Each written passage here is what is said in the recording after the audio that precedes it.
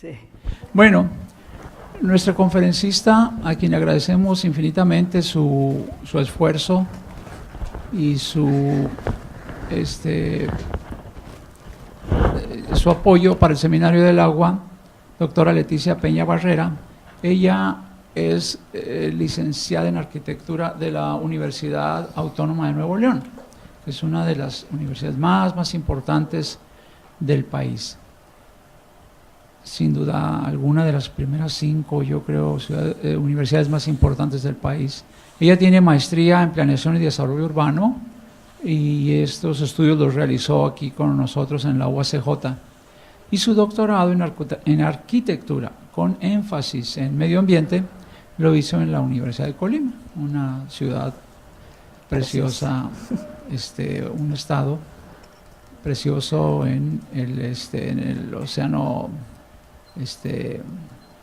Pacífico, ¿verdad? Ella imparte en la actualidad en la carrera de arquitectura, el taller de arquitectura 3, en un eje que le llaman ellos sustentabilidad. En arquitectura también, seminario de investigación 1, en la maestría en arquitectura, pues tanto el propedéutico de ingreso a los nuevos aspirantes a la maestría como como seminario de tesis. Y en el doctorado, muy exitoso, que tiene el Instituto de Arquitectura, Diseño y Arte, Estudios Urbanos, en seminarios de tesis. Y bueno, como ella nos dijo, pues una de sus importantes obras que ya se publicó y que estuvo coordinando ella es Universidad y Sustentabilidad, con motivo de la construcción de Ciudad Universitaria. Y tiene una parte muy interesante que también nos va a servir mucho para conocer su perfil. La presencia activa de Leticia Peña Barrera en la comunidad juarense involucra su posición académica y compromiso en las organizaciones de la sociedad civil. Doble postura que asume como profesora en el ámbito de actitud crítica y vinculada a la compleja realidad local. Su formación de arquitecta con maestría y doctorado en planificación y desarrollo urbano, arquitectura y medio ambiente, respectivamente, le confieren el conocimiento y experiencia requeridos para abordar la realidad sobre la vivienda y políticas del ámbito político, así como el urbanismo, el ahorro energético, el diseño bioclimático o el medio ambiente, proponiendo estrategias y nuevas tendencias para el desarrollo urbano con una postura abierta a las diversas disciplinas que implica la sustentabilidad. Su compromiso universitario le involucra como autora y coordinadora de esta investigación y publicación, siendo académica de la UACJ desde 1983 e integrante del Sistema Nacional de Investigadores. Bueno, pues bienvenida, doctora, y gracias de nuevo. Adelante. Sí, bueno, esa obra la empezamos en el 2008, se publicó en el 2010 y ya tiene cosas interesantes y otras que habrá que renovar, que eso es a lo que nos lleva la tecnología actual, ¿no? A tener que estar en constante crecimiento personal. Bueno, les vengo a platicar sobre la certificación LEED y el ahorro de agua, que la certificación LEED, por sus siglas en inglés, es líder en energía y en diseño ambiental, y es un modelo de certificación, ahorita vamos a ver un poquito sobre eso, que se utiliza mucho en Estados Unidos, pero también se ha estado aplicando en México. Y bueno, pues uno de los aspectos que teníamos como curiosidad de conocer qué estaba pasando con los edificios que se estaban diseñando con esta certificación era ver hacia dónde se encaminaba el beneficio ambiental, ¿sí? O sea, hacia dónde estos edificios estaban encaminando el beneficio ambiental y cómo podíamos aportar a una reflexión sobre esta certificación. Es una certificación que cada vez se extiende más. En México, por ejemplo, en oposición de esta certificación, se crearon algunas normativas, como la norma 020, que hace una evaluación sobre las edificaciones que cumplen con el ahorro energético, y esta norma 020 pues lo que hace es obligar a que agreguemos ciertos aditamentos a la vivienda para disminuir el consumo energético, como uno de los compromisos que tiene México con los protocolos de Kioto y el protocolo de Francia. Pero, ¿qué ha pasado? Que la certificación LEED en México se ha ido desarrollando de manera general para todo el país, a diferencia de la certificación en Estados Unidos. Bueno, lo voy a dar a adelantar. Este es un poco el contenido de lo que voy a platicarles.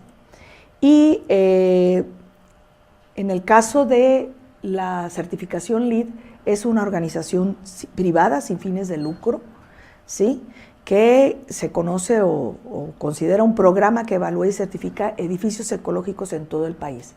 Pero no solo edificios ecológicos, también evalúa, por ejemplo, la calidad del equipo que se instala en una edificación, o también evalúa el diseño de desarrollos urbanos, que le llama diseño de vecindarios, ¿sí?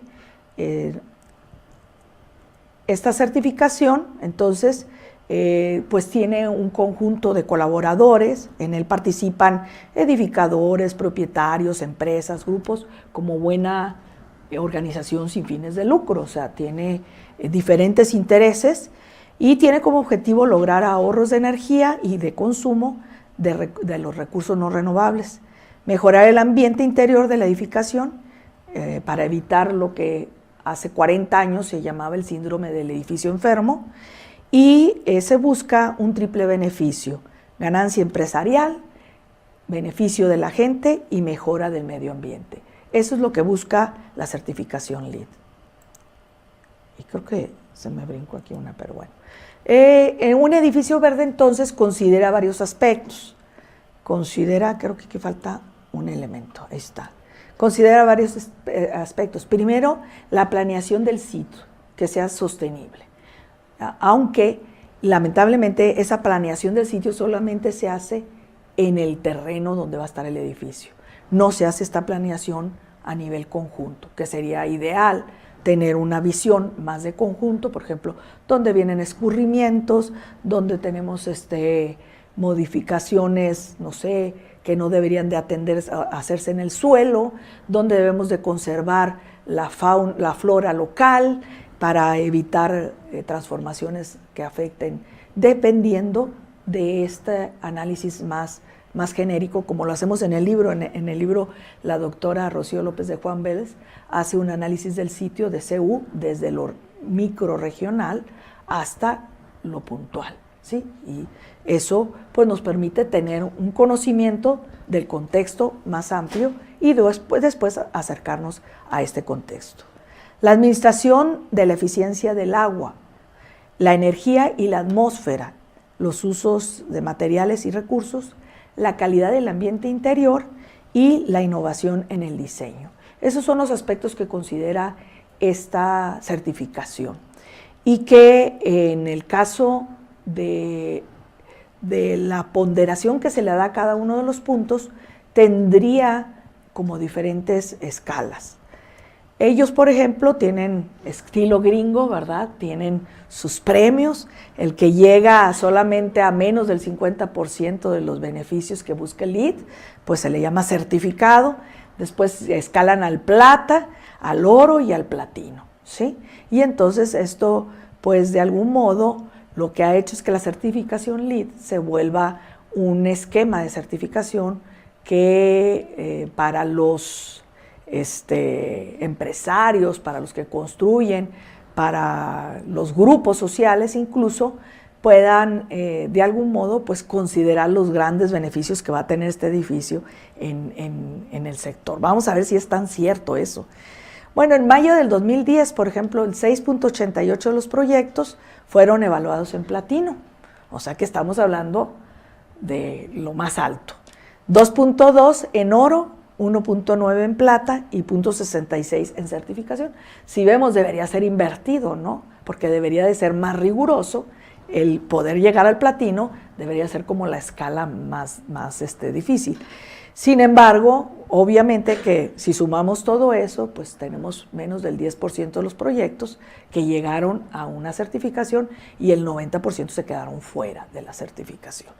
Esto significa pues haber invertido, haber pagado la certificación y haberse quedado fuera, pues es tener una pérdida inicial en el proyecto.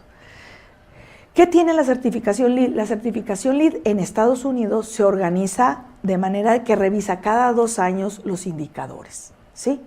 Y evalúa estos indicadores para considerar a través del consenso, la consulta transparente, todos los esquemas que manejan en Estados Unidos para una modificación de normas, que esta todavía ni siquiera está incluida como una norma del país, es una certificación privada, ¿sí? Entonces yo la pago y me certifico y pues digo que soy LEED, pero es una certificación que beneficia generalmente a la iniciativa privada y a las empresas. Y bueno, consulta a los usuarios y a los constructores, pero sobre todo lo que busca esta certificación es con el tiempo, y ya tiene muchos años, con el tiempo incidir en los cambios de las políticas de construcción de edificios. Por ejemplo, hay estados como Dallas que ya sus gobernantes han dicho, no se construye ni un edificio más público que no sea certificado LEED, ¿sí? Bueno, pues ya es un gane.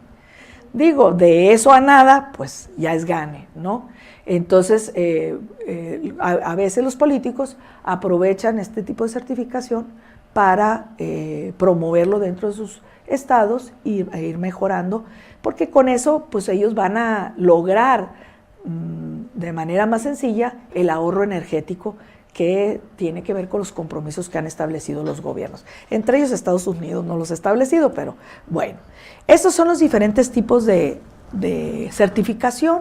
La certificación de edificios en el diseño y construcción, la certificación del interior, en diseño y construcción del interior del edificio, porque realmente la certificación LEED surge por el síndrome del edificio enfermo, que era este mal que tenían los edificios, ¿sí lo conocen o no?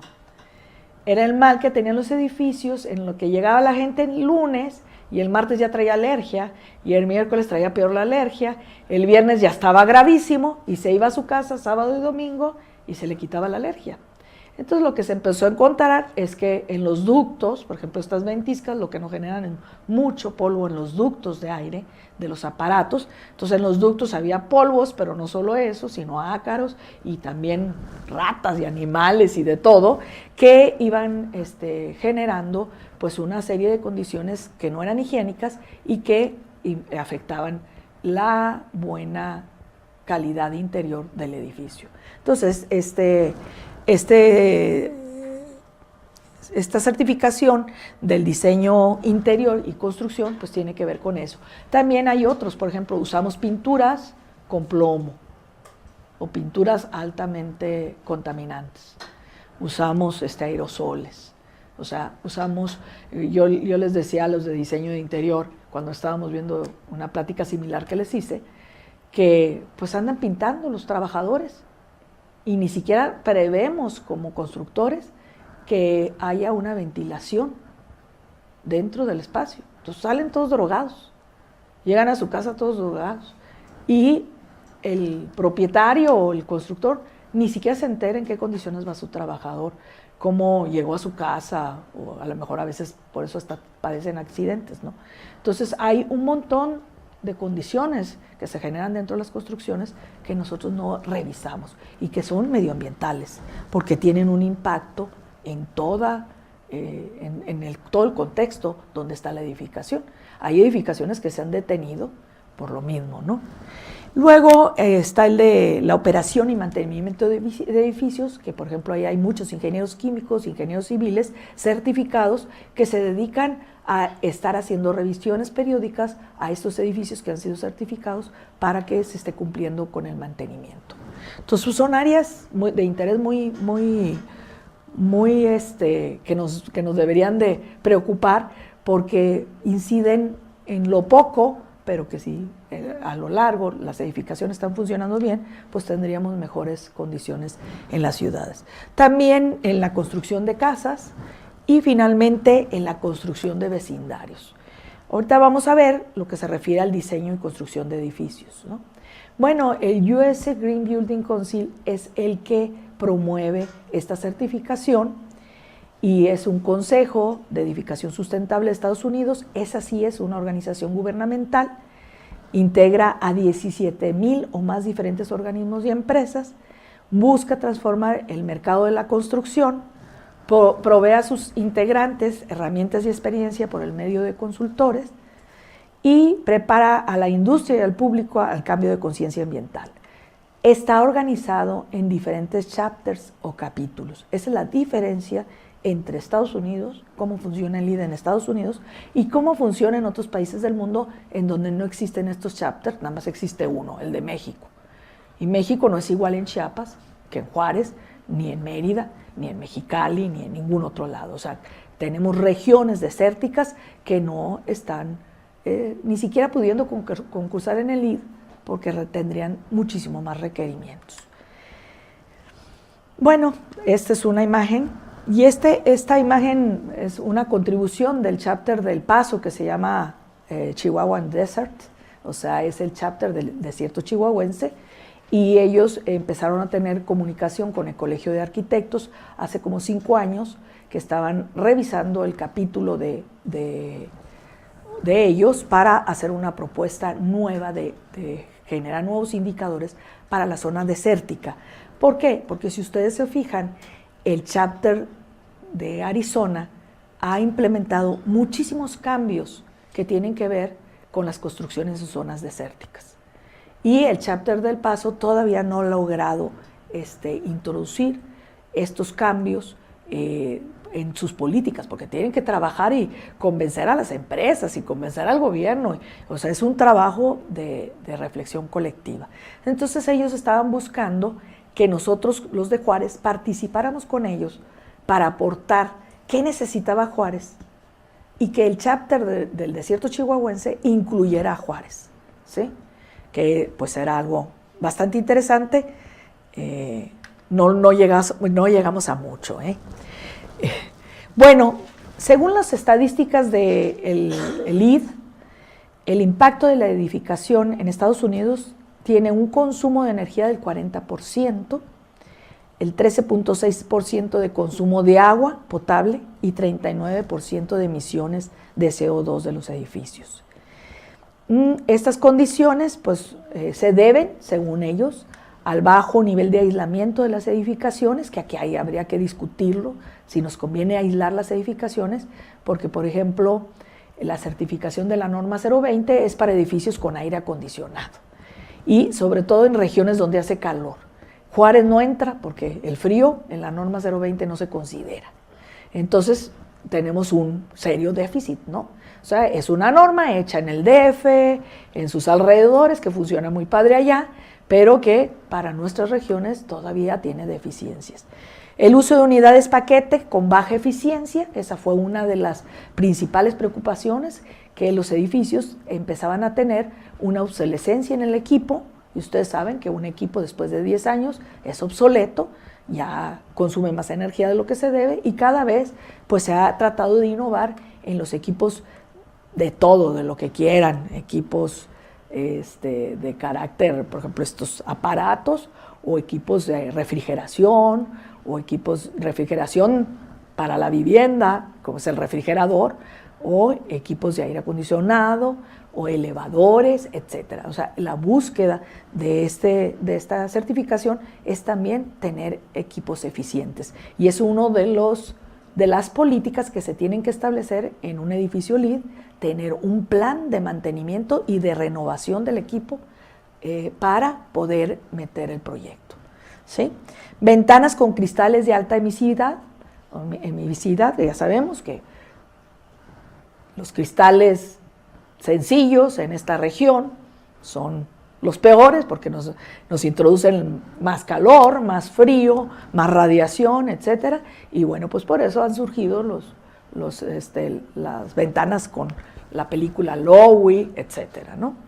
Áreas de estacionamientos amplios y sin uso muchas veces. Veamos todos los centros comerciales que tenemos, en donde son verdaderas planchas. Por eso no me quería cambiar al I1, ¿verdad?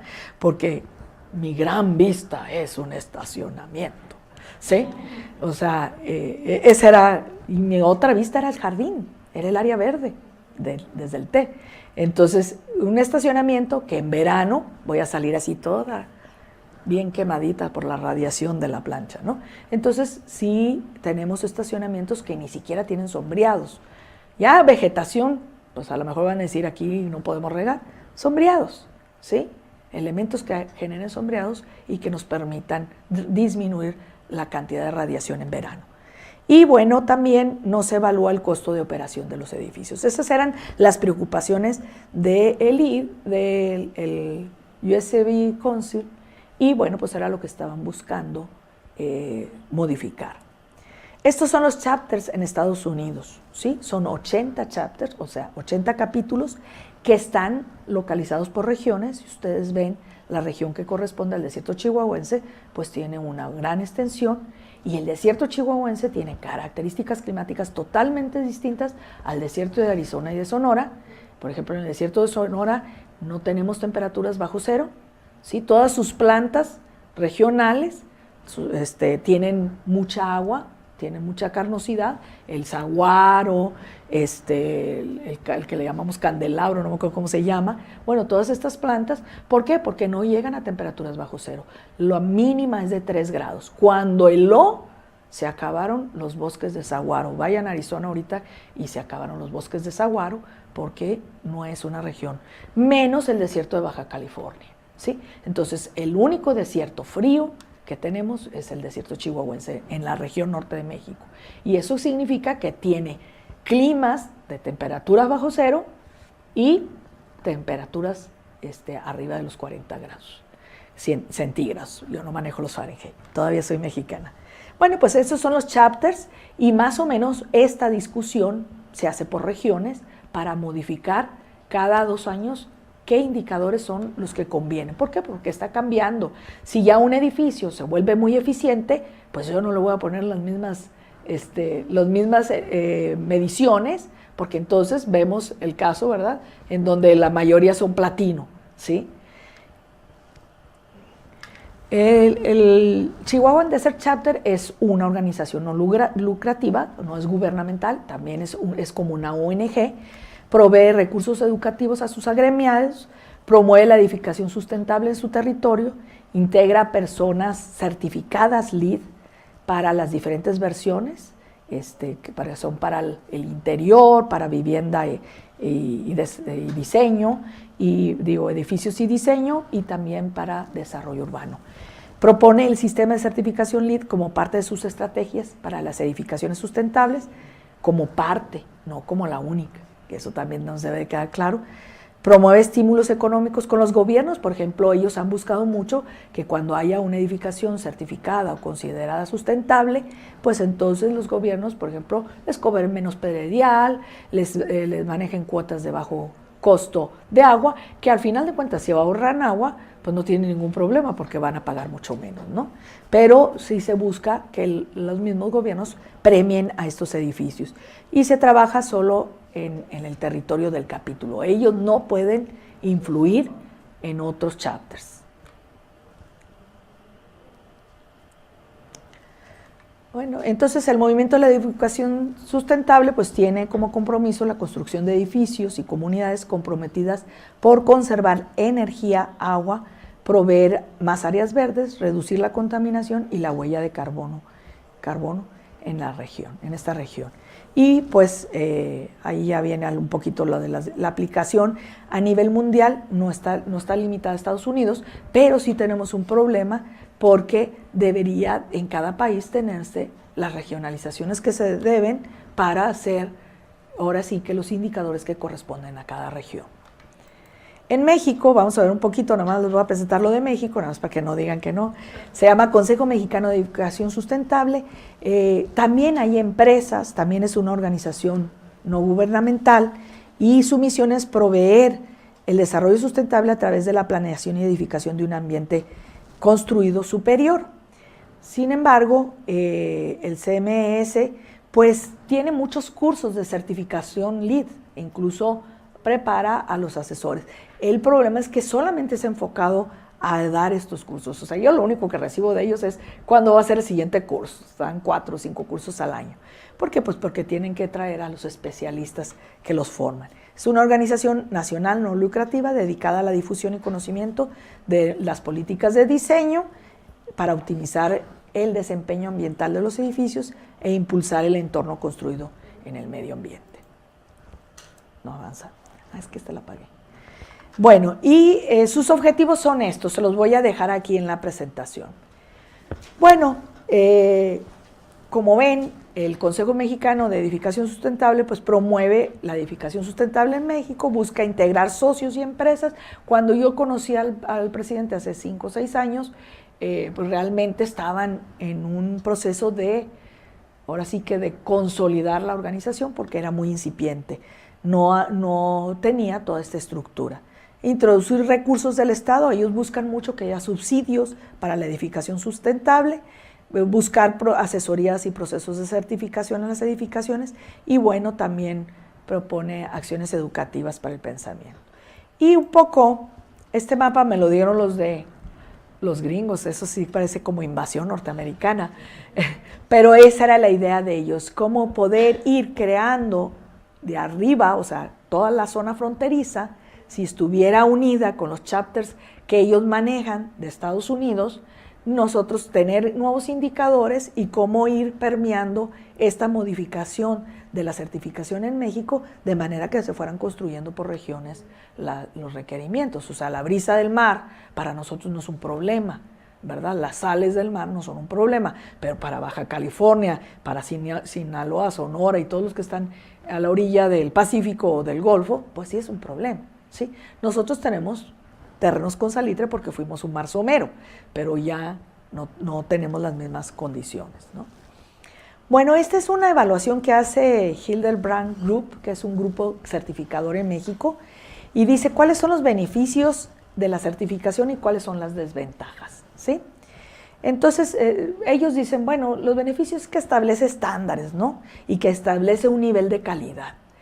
Las desventajas es que se vende como marketing y generalmente lo que se ha descubierto es que un edificio sustentable o un edificio que se marca con certificación LEED, por ejemplo, si es de departamentos, se ocupa en menos de 2 años, ¿sí? No es lo mismo que me digan, yo voy a comprar un departamento de 1,5 millones LEED a un departamento X de 1,5 millones. Entonces, tienen una alta rentabilidad. Eso es lo que se ha descubierto y han descubierto que en menos de 5 años han recuperado la inversión, de 5 a 8 años, que eso es tremendamente rápido, ¿sí? O sea, es acelerado. Pero bueno, entonces muchas veces, pues los que están haciendo un edificio, lo que más buscan es ese marketing, no les interesa el medio ambiente.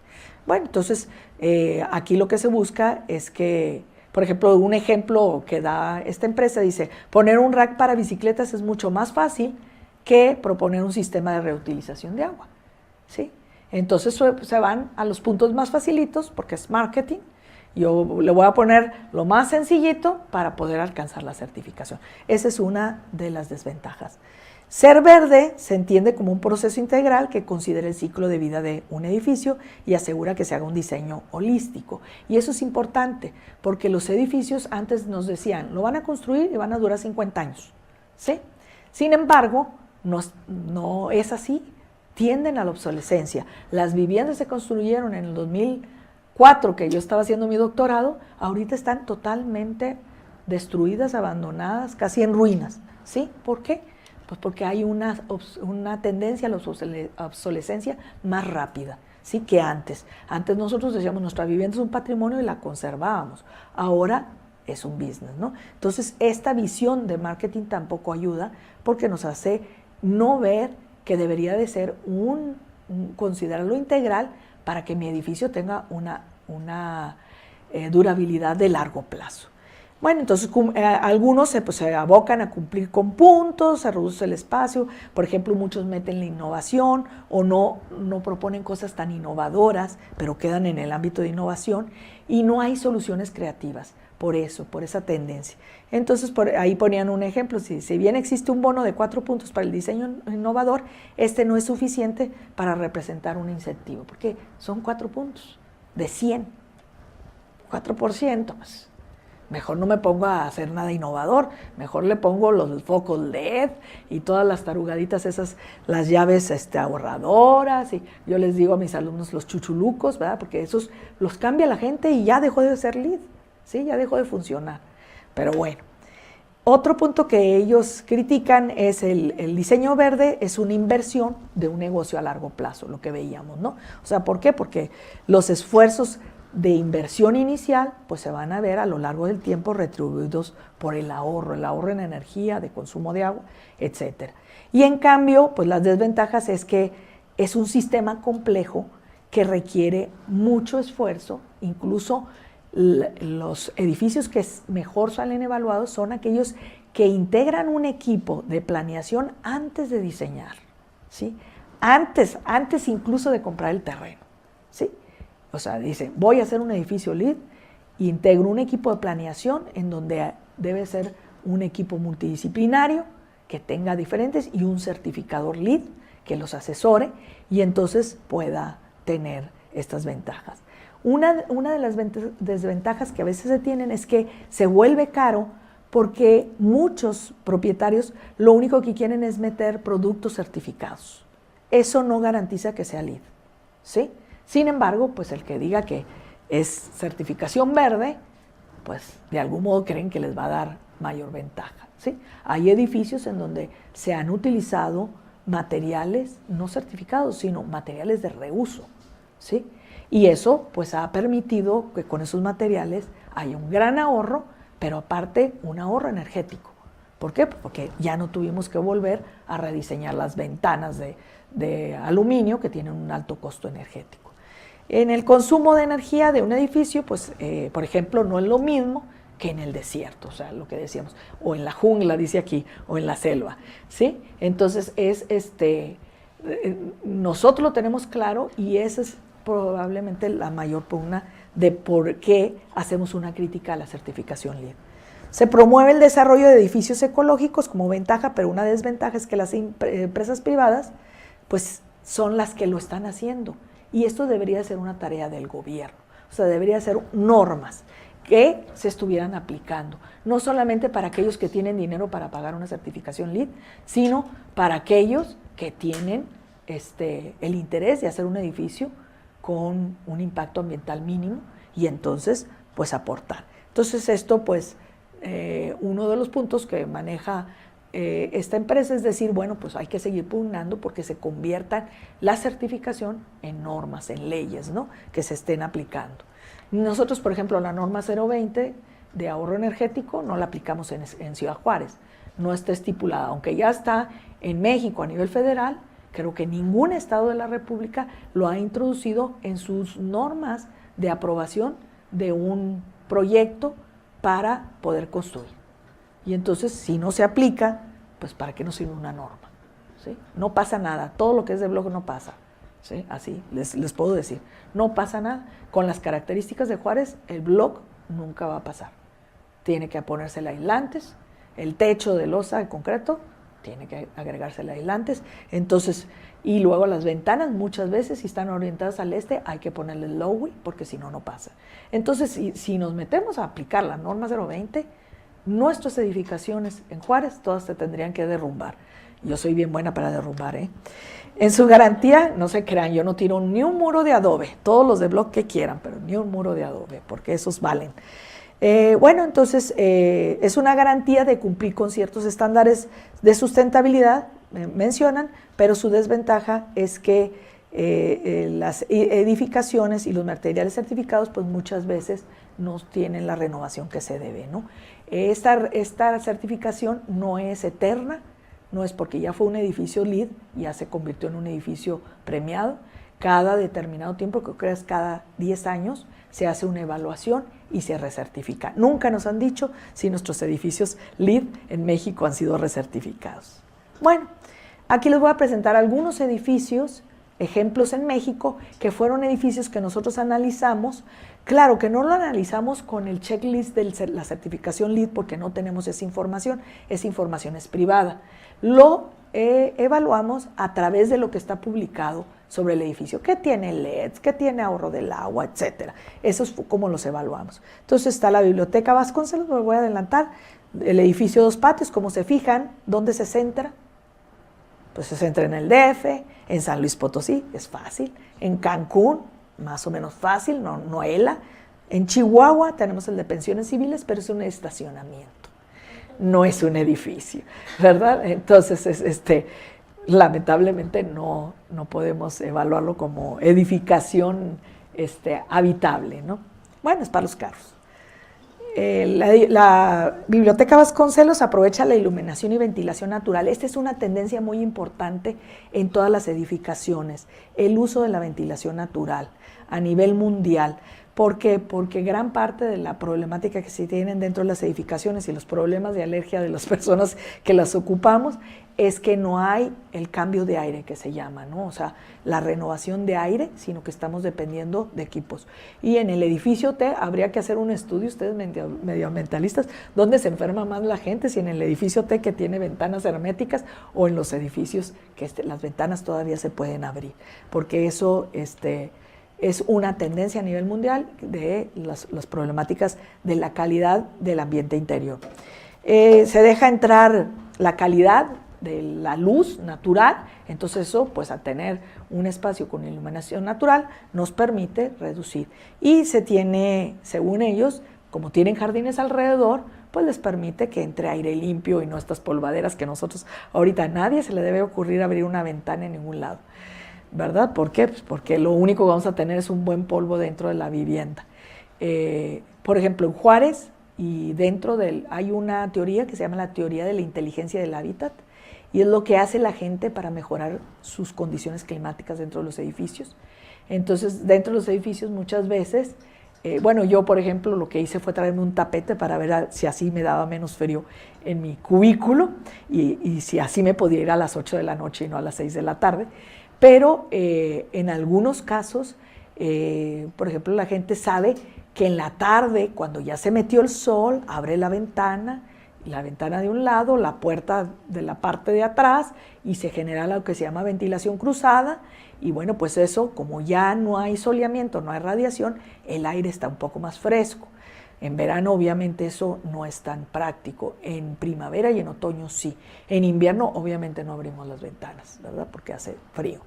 Y luego, pero otras prácticas. ¿Alguien se acuerda de alguna práctica de su abuelita, de su mamá, de lo que hace para mejorar el ambiente de su casa?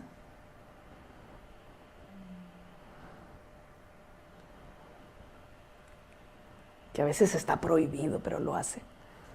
Por ejemplo, riegan la banqueta y riegan la pared, la del poniente, el que le dio el sol toda la tarde. ¿Saben cuántos grados se disminuye nada más por regar la banqueta? De 2 a 8 grados, ¿sí? Nada más. Entonces, la gente pues hacía eso. En la tarde salía a regar, regaba la pared que había estado mojada, y en un momento disminuía la temperatura de esa pared, que no sirve mucho porque ya metió el calor. Si es de block se metió en menos de una hora, ¿verdad? Si es de adobe se mete en 4 o 5 horas. Entonces ahí pues el adobe nos genera lo que se llama el retardo térmico, y ese retardo térmico lo que permite es que en la tarde que empiece a enfriar ya se está empezando a calentar nuestra vivienda. Esa es la diferencia entre el adobe y un material que no es adecuado para la región. Este es un espacio cultural que pues mencionaban ahí, que les permitía aislarse del ruido en esta exuberante jardín botánico que ellos proponían. La Biblioteca Vasconcelos también pues tiene este jardín botánico, tiene 26,000 metros cuadrados de jardín. Bueno, ahí nos dice qué tipo de especies. Por ejemplo, nosotros podemos saber qué tan bueno es ese jardín dependiendo de las especies que nos dicen. Si nos dicen que son especies de China, pues ya las regamos, ¿no? ¿Por qué? Pues porque para mantener las especies de China, pues va a estar chino, ¿sí? Entonces, el asunto es que busquemos que la vegetación sea de la región, ¿sí? Y si es endémica, pues mucho mejor, aunque la endémica ya sabemos que se da en un lugar y que no se puede mover. Entonces, bueno, aquí por ejemplo la Biblioteca Vasconcelos se rescata un poquito, dice que son del Valle de México y del país. Yo no sé cómo le va a hacer allá una cactácea violácea que es el nopalito del desierto chihuahuense, allá en México con tanta humedad y lluvia. Bueno, y tienen ahí algunos elementos, por ejemplo, semienterraron el edificio, creando unos taludes que hace que algunos de los pisos estén mejor aislados. Es un edificio que pues tiene muchos elementos de vidrio. Ellos dicen que para que pase muy bien la luz natural, o sea que haya, yo no sé cómo le hacen para conservar esos libros, porque lo que sé que los libros no deben de tener tanta luz, pero bueno, ahí tenemos y es de 3 niveles y bueno, pues como ven, tanto los entrepisos como los grandes ventanales permiten introducir la luz. El edificio de 2 patios, que se fijan ahí en el conjunto que aparece arriba, digo al lado derecho, pues tiene ahí sus 2 patios, por eso se llama 2 patios. Su gran aspecto fabuloso tiene 105,000 focos LED, ¿sí? Y lo ponen en todas sus publicaciones. Y yo digo, que no pudieron encontrar algo más ingenioso, ¿no? ¿Cómo ahorrar? O sea, porque hay muchas más maneras de ahorrar y no solamente decir, le voy a dejar a los focos LED la función del ahorro energético. Bueno, con eso logran ahorrar el 30% de la energía que utilizaría un edificio convencional. El sistema tiene un sistema de antisismos que ahora que tembló, pues han de haber estado felices porque les funcionó, ¿verdad? Con impactos a los movimientos telúricos, y también tiene un sistema de tratamiento de aguas residuales que disminuye hasta el 20% del gasto del agua potable. También tiene rociadores, detectores de humo, alarmas. La mayoría debe de cumplir con esto porque esos son los puntos más fáciles de cumplir, ¿no? Y extractores automáticos de monóxido de carbono, rociadores, detectores y ductos con sello antifuego. Consideran que del 20 al 30% de los espacios de trabajo permanecen desocupados porque ellos dicen que la gente no se debe acostumbrar a su espacio de trabajo, lo cual me parece algo así como de locura, pero bueno, es una política de la empresa y entonces lo que hacen es rotar los espacios. Imagínense cambiarse ¿qué les gusta? Cada que a mi jefe se le ocurrió, cada 6 meses, cambiarme de puesto de trabajo. Yo que tenía un cubículo más grande y me cambié uno más pequeño, fue la locura porque me llevé 10 cajas a mi casa que se volvieron archivo muerto, ¿no? Entonces, bueno, pero ellos, esa es la política de la empresa, que haya rotación en el uso de los espacios. El edificio central de Infonavit, que se considera ahí dice, la azotea más grande de Latinoamérica en México, ¿sí? Porque realmente solamente lo que proponen es la cubierta verde, o sea, un techo verde de más de 5,265 metros cuadrados, que cuenta con 2,000 metros de vegetación, y en ellos pues han logrado disminuir en ese edificio, porque ya existía, del 10 al 15% de energía, o sea, en el consumo, sobre todo en el consumo de aire acondicionado, obvio, ¿verdad? Si yo tengo un buen aislamiento, mi edificio, mi aire acondicionado, pues va a encender menos veces y va a funcionar mejor. Y también este edificio, pues ahí menciona un poco sobre la vegetación. Ellos hicieron esta idea de crear 3 zonas, poner bosques, zona desértica y vegetación del trópico. No sé cómo esté la vegetación del trópico y la del desierto, porque la del bosque chance y sí se les dio, ¿no? Y bueno, manejan un espejo de agua y tienen áreas, es un lugar turístico, se puede visitar. Luego está el estacionamiento de pensiones en Chihuahua, que son 19,200 metros cuadrados. Si ustedes ven, hay una tendencia muy fuerte a lo que son los techos verdes. Los techos verdes de algún modo contribuyen a disminuir la isla de calor, sobre todo en ciudades como México, que ya no tienen remedio con tanta edificación, ¿no? Pero si voy a poner un techo verde y solamente mi objetivo es disminuir la isla de calor, se me hace muy pobre. Debería de ser un edificio habitable, ¿sí?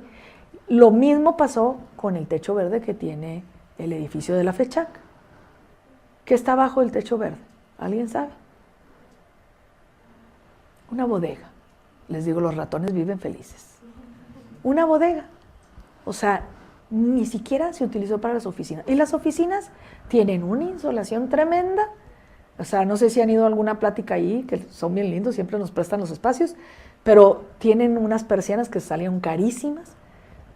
Entre el sol se calienta todo el espacio de conferencias, todas las oficinas están calientes y el techo verde fabuloso para los ratones, ¿no? Entonces, a veces también habría que tener juicio de cómo implementamos las estrategias, ¿no? Y pues para ustedes medioambientalistas dirán, qué padre, se disminuye la isla de calor, pero pues si tenemos doble ganancia o triple ganancia sería mucho mejor. Una inversión tiene 1.185 paneles solares para, obviamente, genera energía, no solo para el edificio, sino también para las áreas de pensiones, el área administrativa, el área de urgencia y farmacias. Bueno, ya es gane. Y luego está construido con materiales de la región, fabricado con técnicas sin contaminantes, o sea, sobre todo materiales sin contaminantes. Cuenta con jardines verticales, ya los vieron, ¿no? Estaban en la foto anterior. Bueno, pues entre comillas, los jardines verticales. Los jardines verticales son difíciles de usar y ahora lo que nos están haciendo es vendernos unos tapetes que le ponen a las paredes. Bueno, pues puede servir como aislante, ¿verdad? Pero no tiene la misma calidad que una vegetación. Cuenta 1.000 metros cuadrados de muros verdes y un sistema de riego. Y el último que les presentaría sería el edificio HSBC de la Ciudad de México, que está sobre Reforma, muy famoso. Este es oro, tiene el premio oro, tiene 32 pisos, 78.000 metros cuadrados de construcción, alberga 2.800 empleados, habría que entrevistarlos a ver qué tan felices son. Existen 10 pisos de estacionamiento, de esos 32 pisos, 20 pisos de oficina y 2 de penthouse. Y tiene helipuerto y una azotea verde en su terraza. El costo total fue de $160 millones. Eso es nada carito, ¿verdad? Pero pues el lead se ha de haber rentado rapidísimo. Y el sobrecosto de los materiales de las instalaciones verdes fue de 1.6 a 6.7, sobre todo el pago de mano de obra especializada para estas implementaciones. Si ustedes se fijan, no es un sobrecosto, no genera un sobrecosto. Muchas veces el sobrecosto se va en la compra de estos materiales certificados que tienen un valor mayor. Lograr reducir el 20% de energía es una crítica que se le hace muy fuerte porque solamente logró reducir el 20%, tanto dinero para eso, y pues evita 1.229 toneladas de CO2, ¿verdad? Y pues tiene un 76% de agua potable, ahorra un 76%. Bueno, ¿qué pasó con estas edificaciones? Si teníamos aquí algunos datos, el 30% se va en el uso de energía, el 30% de los edificios sustentables se va a los el 35% a disminuir las emisiones de carbono. Entre el 30 y el 50% dicen que se va en el ahorro de agua, que por ejemplo en nuestra región, el chapter de Desierto Chihuahuense, lo que quería era que implementáramos medidas para el ahorro de agua, ¿sí? ¿Por qué? Porque estamos en una región con estrés hídrico desde hace más de 40 años. Y ese estrés hídrico, pues cada vez va a ser mayor y no entendemos de que no tenemos suficiente agua. Cada vez los mantos acuíferos disminuyen porque cada vez tenemos menos áreas permeables que los alimenten, ¿verdad? El propio río del Bravo va seco, era un humedal, ahora va seco, solamente cuando hay lluvias le vemos agua. Y entonces todo eso tiene un impacto en la disminución de humedales y de captación de agua. Solamente captamos el 3% de agua de la ciudad, agua pluvial, toda la demás se pierde en evapotranspiración. Entonces sí tenemos un serio problema de no conservar el agua. Y genera ahorros del 50 al 90% en el manejo de desechos. O sea, fíjense hacia dónde se fue el tema, ¿no? Bueno, estos son los diferentes indicadores que cumplen los edificios. Acá arriba tenemos los edificios que analizamos, la biblioteca de Vasconcelos, el edificio Dos Patios, el edificio Central Infonavit, esta torre que no se las presenté, ayer no tenía internet y ya no pude conseguir esta información, el centro Centrex de San Luis Potosí, el de Chihuahua y la torre HSBC. Entonces, pues ustedes ven acá abajo, en estos 3 puntos que deberían sumar 37 más 11, 48 más 21, 70 90, no, 37, 11, 21, 50, 60 y 70%, ¿sí? Solamente tenemos 32.5 puntos en la biblioteca, 30.5 puntos en... Bueno, esto es así como una técnica media mía. ¿Por qué? Porque yo lo único que tomé es lo que tienen todos los edificios y consideré la división entre eso. No estoy haciendo la división de todos los puntos que deberían de tenerse, ¿verdad? Para tener como un análisis común, o sea, una estrategia de comparación. Si yo tuviera el checklist de todos, pues podría tener esta comparación. Algún día se los pediré a los del chapter, ¿no? El 40.5 en el edificio 2, o sea, de 70 tenemos el 40. En el edificio de Infonavit, que es ¿qué? La azotea más grande de Latinoamérica, bueno, pues 11 puntos de 70, 25.5 puntos en la torre GSI, 21.5, 36.5 y 33. O sea, que tenemos solamente 4 edificios que están por arribita de la mitad, digo, porque hay algunos que tienen 33, no tienen 35, de esta análisis. Y en la otra parte, pues aquí ya nos sumamos todos los puntos. En total la biblioteca sumó 55.5 puntos, ¿sí? O sea, la mitad. 40.5, 26, o sea que por tener un techo verde no es la gran cosa. 48.5 puntos en la torre, 38.5 puntos en el centro de San Luis Potosí, 51 entre el de pensiones y la biblioteca, pues más o menos se llevan, y 45 la torre HSBC. Bueno, pues ¿cuáles fueron los puntos más elevados? Aquí los tenemos. Sitios sustentables se lleva el 38%. En el 38% de los edificios estuvo temas de sitios sustentables. Uso eficiente del agua, el 24% de los edificios, ¿sí? O sea que no es una prioridad el ahorro de agua. El ahorro de energía está siendo una de las tendencias, el 43%. Materiales y recursos, que tiene que ver más con el interior, ¿sí? 24%. Materiales y equipo y todo esto, lo que tiene que ver, 24%. Calidad del ambiente interior, el 38%. Innovación en el edificio, todos tocan el tema de innovación en el edificio. ¿Qué innovaron? No sé, ¿verdad? Pero innovación en el edificio, que veíamos, son 4%. Bueno, el 71% de los edificios lo toman. Y aquí hay un punto que no les expliqué, que es tiene creo que el 10% a lo que le llaman prioridad regional, ¿sí?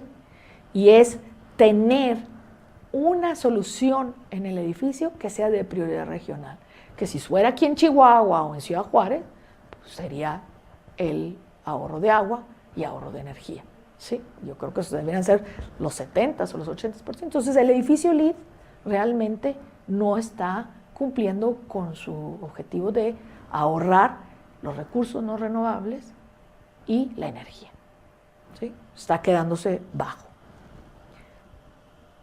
Conclusiones. Estas son las conclusiones de la empresa Highland Brand Group. Dice, el proceso de certificación funciona como guía y métodos y técnicas para la sustentabilidad. De acuerdo. De no tener nada, tener una guía. Y es muy interesante leer toda la guía porque es muy extensa. Ya no les leí yo las partes que traen de la evaluación. Ahorita me regreso un poquito para que lean sobre la del agua, sobre todo. Está demostrado que la inversión inicial se recupera en el largo plazo y tenemos datos de que entre el 5 y el 8 años. La falta de leyes para el LEED, pues es una iniciativa que debería estarse promoviendo, y no solo por el LEED, sino leyes que realmente regulen la construcción para que podamos cumplir con las metas de ahorro de energía.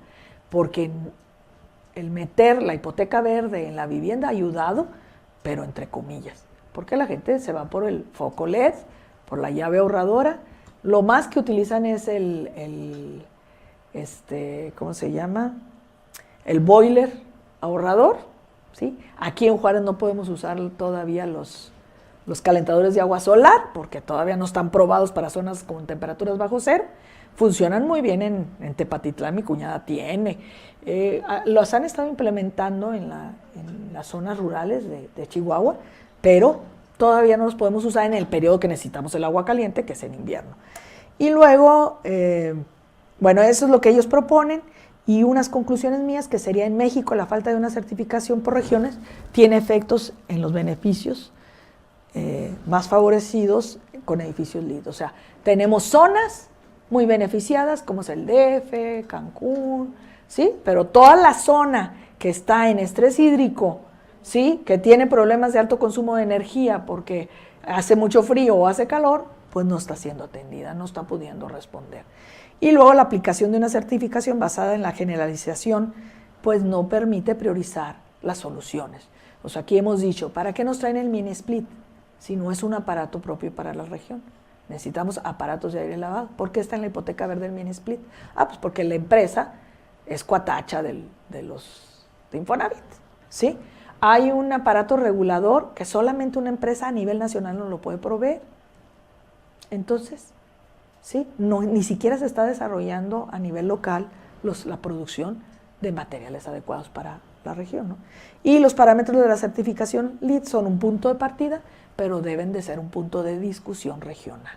O sea, tenemos que reflexionar un poco. Y me voy a regresar a leerles lo que plantea del agua. Dice: reducción de al menos el 50% y o 100% en la necesidad de agua potable en riego, con vegetación resistente y nativa, reuso de aguas pluviales y aguas tratadas, ¿sí? Grises o tratadas. Y ustedes ven aquí, pues, qué edificios lo incluyeron. 3 edificios, ¿verdad? Y luego, reducción del 20% a un 30% del uso del agua potable para artefactos como inodoros, mingitorios, piletas. Un solo edificio, ¿sí? O sea, no hay ninguna propuesta para no utilizar agua potable en los aparatos que ya no debería usarse, ¿no? Y reducción, ¿dónde me quedé?, del 50% del agua potable para el drenaje cloacal, artefactos eficientes o uso adecuado. Y lo utilizaron 3 edificios, ¿sí? Entonces, tenemos ahí que, pues, el interés de ahorrar agua o de energía, por ejemplo, suministro del consumo anual del núcleo y la envolvente a través de energías renovables producidas en el terreno, pues solamente la mayoría lo incluyó. Promueven un sistema de medición de consumos de agua y energía, un solo edificio, ¿sí? Entonces, esto nos permitió, este análisis, que si tuviéramos todo el checklist, nos permitiría ver hacia dónde se está enfocando las ventajas de los edificios sustentables, más que estar creyendo que realmente están aportando a las problemáticas de las regiones, ¿verdad? Y pues, por mi parte, esto es todo. ¿Alguna pregunta? Como todos habitamos espacios, me imagino que sí les interesó. Cuando vayan a hacer su pregunta, les voy a hacer llegar el micrófono, para efectos de la grabación, ¿sí? Es lo que nos piden nuestros especialistas en comunicación. Así que adelante, jóvenes, preguntas que les llegan a su mente, quieren hacer un comentario,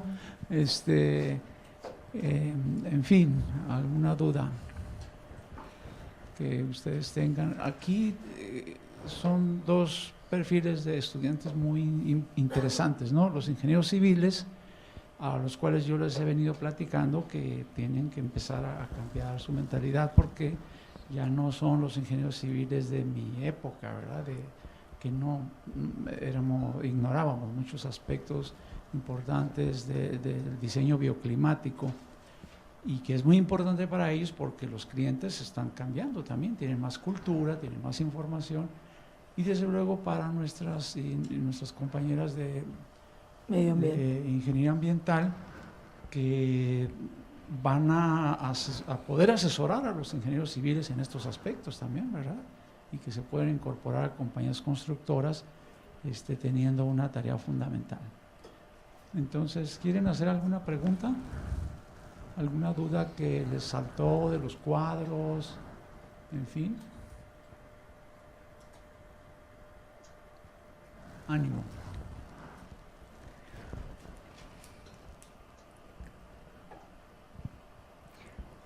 Bueno, pues yo les comentaría que a mí me gusta mucho el perfil de la doctora porque si ustedes se fijan, ella me reflejo mucho en su manera de pensar porque ella creo que es del pensamiento heterodoxo, ¿no? Aprende mucho de una situación, pero tiene una actitud crítica ante ello, ¿no? Me pongo a pensar que si ustedes van a un montón de conferencias de la certificación LEED, pues van a escuchar a conferencistas que avalan y que les hablan de los enormes beneficios y todo aquello, y bueno, en fin, ¿no? Y con mucho, como ella decía, énfasis en la cuestión del marketing, pero ella pues reconociendo las ventajas también ya empieza a apuntar algunas deficiencias, ¿verdad? Y eso es muy, muy importante. Sí. Yo les preguntaría, ¿para qué les sirve a ustedes conocer esta certificación o por qué creen que les podría, porque hay, por ejemplo, la certificación para espacios de desarrollo vecindarios, que le llaman ellos vecindarios, que son desarrollo urbano. Es un área que nos concierne, ¿no?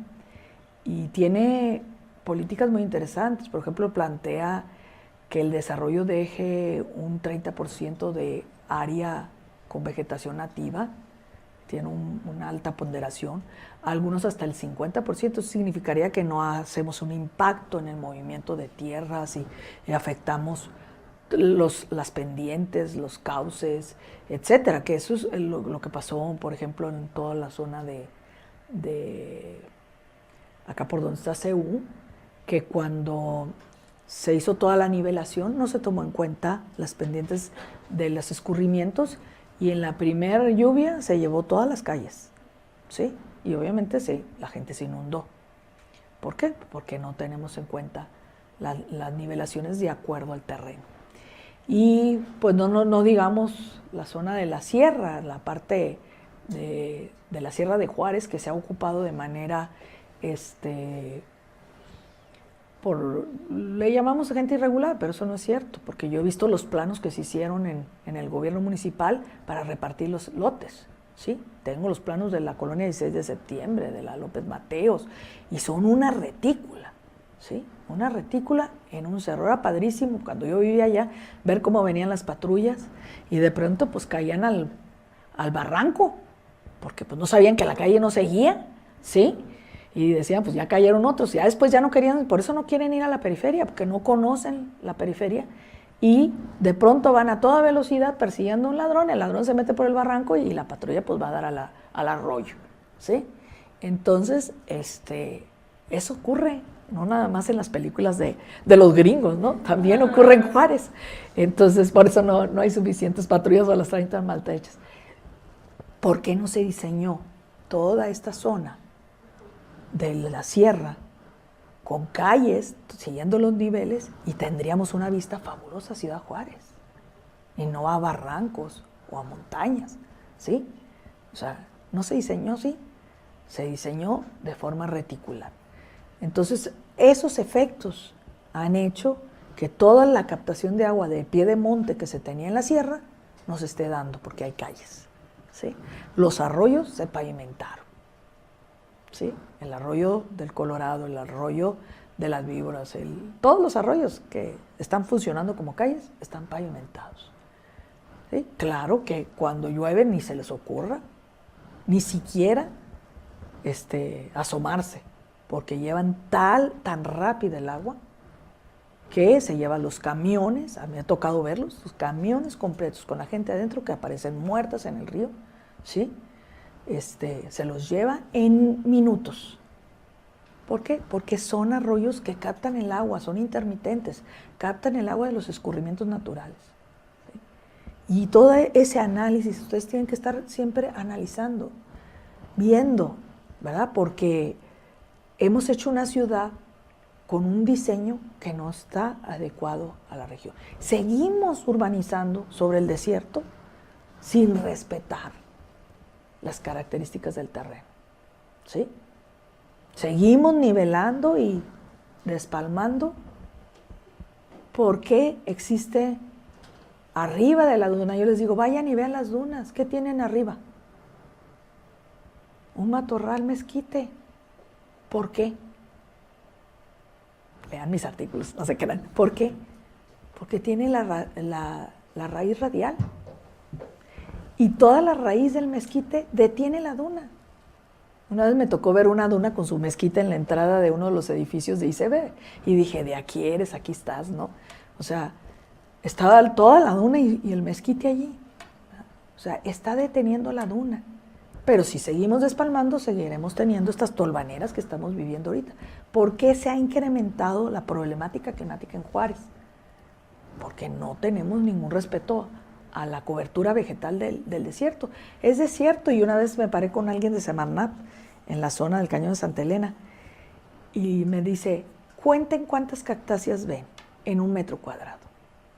Más de 6. ¿Sí? Y decimos que es desértico.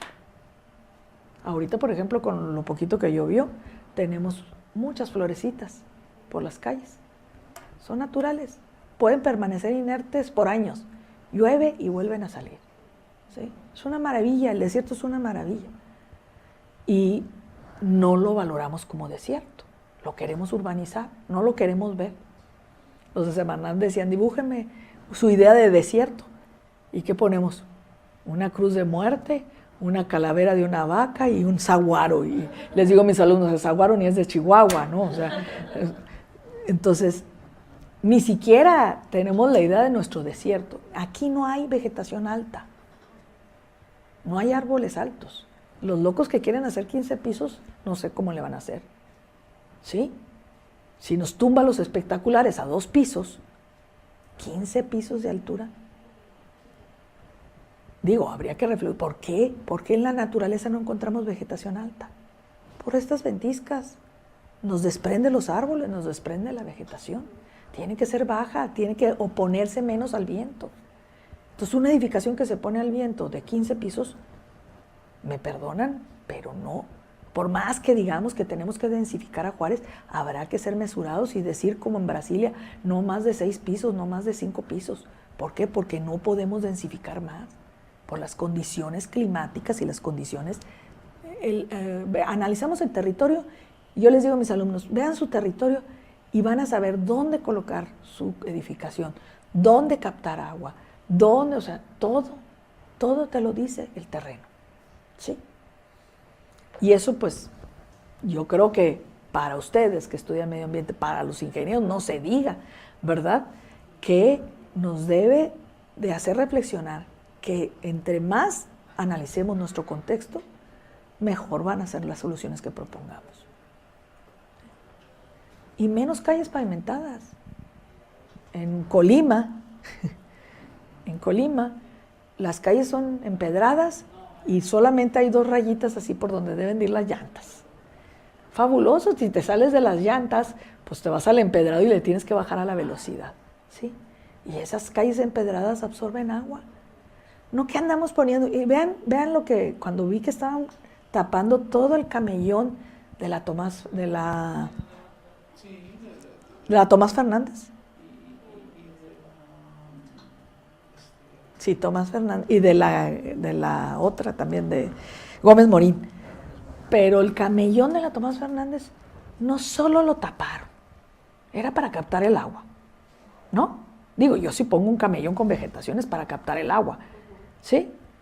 Le pusieron concreto planchado. Le habían puesto adoquín, ¿sí? El adoquín, claro, es más caro. ¿Cómo nos van a dar dinero más? ¿Verdad? Taparon todo y en la primera lluvia pasaba el agua de lado a lado, ¿sí? Por la Tomás Fernández. ¿A quién se le ocurrió? ¿Qué ingeniero? ¿Quién de la ciudad? Ingeniero de la ciudad, conste, no es arquitecto. Ingeniero de la ciudad, se le ocurrió hacer eso. Ah, no, pues claro, había que gastar mucho cemento para darle chamba a los cuates y a los amigos, ¿no? O sea, la verdad, tenemos que ser críticos y tener posturas más éticas, ¿sí? vinieron a darle al traste a un camellón que tenía una función de absorber el agua de esa zona por lo menos. Ahora, quién sabe por dónde se va a absorber. Menos área de humedales, menos área donde llega un pajarito, ¿sí? Y tenemos un problema muy serio porque muchas de nuestras aves emigran desde Canadá hasta Michoacán, incluso la mariposa monarca. ¿Y qué pasa? Si carece de humedales, muere en el trayecto, ¿sí? No llega. Y entonces cada vez vamos a ver menos patos, menos pájaros, menos nada. ¿Y por qué? No se nos ocurre por qué. Porque estamos secando la ciudad. La estamos haciendo ahora sí que impermeable. ¿Sí? Y bueno, pues en ese punto hay mucha tela. Y como dice el doctor, no nos podemos conformar con la nota, estos edificios. Pues ellos vendían su gran certificación LEED, claro. Qué bueno que son LEED, mínimo, ¿sí? Es lo mínimo, pero eso no quiere decir que sea lo excelente. Tenemos que seguir pugnando porque sean mejor y mejor las normas, porque cada vez, como decía el doctor, es más compleja la sociedad, ¿sí? Y más complejo la problemática urbana. Y si todavía están esperando que al rato ya haya, ahorita que somos como el 80% de población en las ciudades y el 20% de población en las zonas rurales, y están esperando que en el 2030 creo que ya va a haber como un 10%, pues imagínense, si estamos esperando más gente en las ciudades, pues el compromiso sería tener buenas ciudades. Si no, no vamos a poder ser, yo no me gusta usar la palabra competitiva, porque es una palabra muy muy empresarial, que le ha dado el traste a todo y pues por ser competitivos se han acabado todo. Pero ser una ciudad que ofrezca condiciones de calidad de vida, que sea atractiva. Porque, analicen, hay empleos y no se viene la gente. ¿Será porque seramos muy feos o qué? ¿Sí? Tenemos los mejores salarios para los médicos del Seguro Social. ¿Sí? Y saben que todavía tenemos déficit de médicos en el Seguro Social, no se quieren venir. Y se vienen, antes les daban chance de venirse y con ese salario se jubilaban en 5 años. ¿Saben cuál es la nueva política? Que en 1 año que se vengan les dan ese salario para jubilarse, para ver si así se vienen los médicos, ¿sí? Entonces no somos una ciudad que estemos capitalizando o atrayendo a gente, sino que al contrario, ¿verdad? No estamos creando las condiciones de vida para que sea atractiva. Yo les digo, si tienen lana, hacemos mi playa artificial en la Laguna de Patos. Se los aseguro que va a ser todo un éxito. Así como hicieron en Monterrey el paseo Andalucía por un arroyo que habían llenado de basura. O sea, estaba lleno de basura. Y lo que hicieron fue limpiarlo. Les salió carísimo sacar toda la basura de ese arroyo. A lo mejor se hubiera salido más barato hacerlo por otro lado. Bueno, pues sacaron toda la basura, qué bueno, ¿sí? Y hicieron el paseo Andalucía. Era un arroyo natural por donde pasaba el río de Andalucía. Bueno, ahora es el principal centro turístico de Monterrey. El paseo que se hace en San Antonio, que es un recorridito así sobre una parte del río, porque es un canal artificial por donde nos pasean en lancha, es el principal atractivo de San Antonio. ¿A poco fueron al Álamo a ver cómo nos robaron Texas? Yo sí fui, pero ustedes no. Ustedes se fueron al paseo, ¿sí? Y entonces no hemos, como ciudad, no hemos logrado que nuestras riquezas naturales, que este desierto tan bonito, ¿sí?, sea atractivo, que esa Laguna de Patos realmente siga siendo para que lleguen los patos que vienen de Canadá, ¿sí?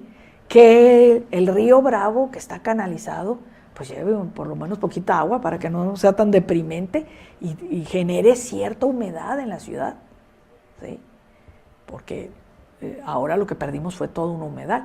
Y cuando discutíamos con las señoras de Riberas Bravo, porque yo hago proyectos de intervención, ellas decían, no, que se lleven el canal. Y yo decía, a ver, discútanlo bien. No, pues es que luego no va a haber agua para los arbolitos, ¿verdad? Pues sí. Es que huele feo. ¿Qué deben de hacer? Pues que no huela feo, ¿verdad? O sea, tratar antes el canal, ¿no? Que también se los canalizaron, y todo lo que eran los canales de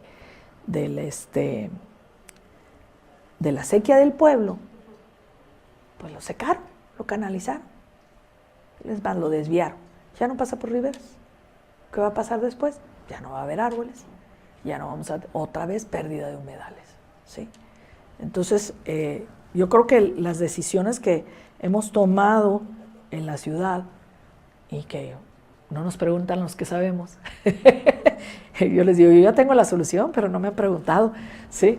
O sea, no nos preguntan a los que sabemos porque no les conviene. Entonces, pues han sido de cada vez incrementar las pérdidas y el deterioro de la ciudad. Y aquí tenemos la ventisca. Esa ventisca a mediados de abril, la verdad, casi está fuera de tiempo. Digo, y ahorita ya todo está fuera de tiempo. Nos decía un compañero que tiene manzanas en un pequeño huerto, dice que pequeño huerto, con 3,000 manzanos en Cuauhtémoc, y es pequeño porque el que tiene el más grande tiene 3 millones de manzanos, entonces pues ya nos fregamos, ¿verdad? Pero tiene un huerto y decía, yo piscaba la manzana en octubre, ahora la estoy piscando en septiembre por el calentamiento, ¿sí? Se está madurando antes. ¿Qué sigue? Pues sigamos haciendo las cosas mal, ¿no? Entonces, yo creo que la certificación tiene esa ventaja. Nos aporta lineamientos para reflexionar, para incluso obligar a los empresarios a que hagan bien las cosas, y pues también, entre más utilicemos estos sistemas de certificación, los que tengan medioambientales, etcétera, pues vamos a poder mejorar las condiciones de la ciudad. Yo al país, a México, casi me siento exhausta nada más pensar resolver lo de México, pero lo de Juárez, la verdad, sí nos concierne. Sí. No sé si alguien quiera decirme para qué le sirve. Bueno, ¿no se han animado a hacer algún comentario o algo? Bueno, pues esto, entre otras cosas, quiere decir que fue muy clara la exposición, ¿verdad? Y que nos ilustró de manera muy didáctica la doctora en el tema. Bueno, pues entonces voy a pasar a la entrega de su reconocimiento.